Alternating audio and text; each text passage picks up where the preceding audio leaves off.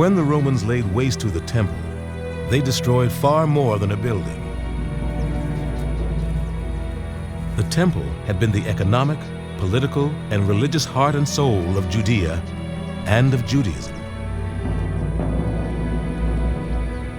The despair that filled the land after its destruction was captured by the poet Baruch. Blessed is he who was not born, or he who having been born has died. But as for us who live, woe unto us, because we see the afflictions of Zion and what has befallen Jerusalem. Do thou, O sun, withhold the light of thy rays? And do thou, O moon, extinguish the multitude of thy light? For why should light rise again where the light of Zion is darkened? Jews looking at the destroyed temple must have felt terribly, terribly depressed that their entire ability to worship God, to connect with God, had just been so severely compromised. They had been totally defeated by the Romans, many of them led off into captivity, and this was really a period of tremendous mourning and the need to begin somehow to deal with this terrible destruction. The Romans now had Jerusalem and almost all the rest of Judea under their iron fist. All except for one tiny plot of desert southeast of Jerusalem, on the shore of the Dead Sea.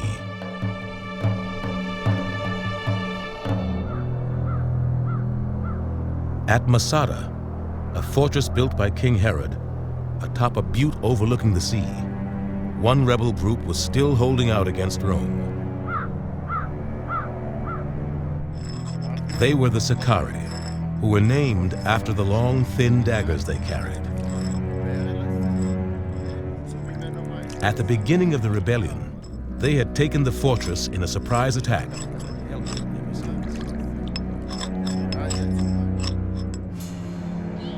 Herod had designed Masada so that a small force could hold it against an enormous army. The historian Josephus described the trail that was the only way to reach the top. This trail was called the Snake, as resembling that animal in its narrowness and its windings. There is also nothing but destruction in case your feet slip, for on each side there is a deep chasm. Because the snake was so narrow, a handful of Sicarii had for years been able to beat back every attack by Rome's legions. But then the Romans began to build a ramp that would enable them to reach the top of Masada. For 2 years, the Romans built their ramp. And for 2 years, the Sicarii waited. On the day before the ramp was completed, the leader of the Sicarii, Eleazer Ben Yair, told his men they faced an awful choice. If they surrendered, the Romans would crucify them as an example to the would-be rebels throughout their empire. Or they could die fighting and leave their wives and children to rape and slavery. Then he proposed a third alternative. Josephus learned what took place from 2 women who managed to slip away from the fortress.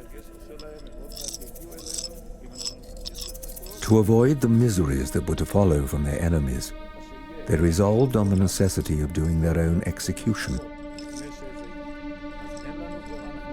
Miserable men indeed were they whose distress forced them to slay their own wives and children with their own hands.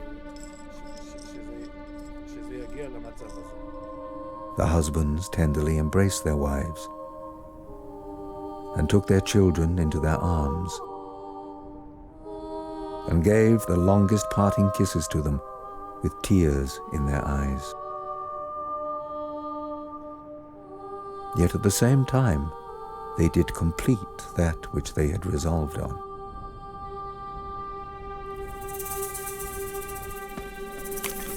Not able to bear the grief they were under for what they had done, and esteeming it an injury to those they had killed to live even the shortest piece of time after them, they then chose 10 men by lot to slay all the rest. And they offered their necks to the stroke of those who executed that melancholy office. And when these 10 men had without fear killed them all, they made the same rule for casting lots for themselves, that he whose lot it was should first kill the other 9, and after all should kill himself.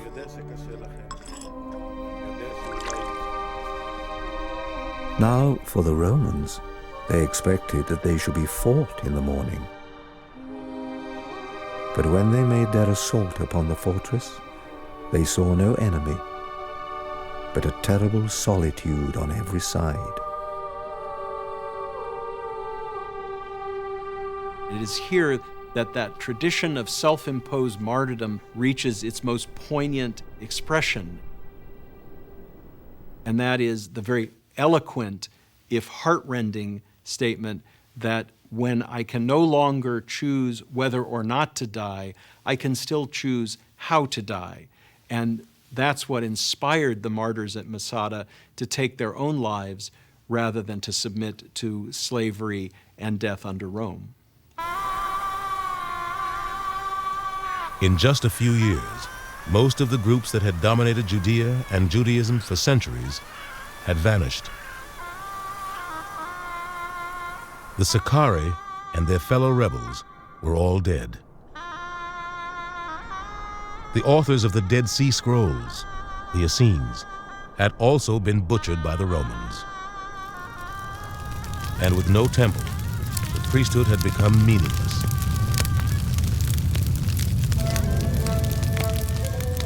Just one group remained, the Pharisees.